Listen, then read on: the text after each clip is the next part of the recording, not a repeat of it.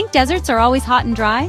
Think again. Some deserts get so cold they even get snow. When you picture a desert, you probably imagine blazing sun and sand dunes, right? But the world's largest desert, the Antarctic Desert, is covered in, you guessed it, ice snow.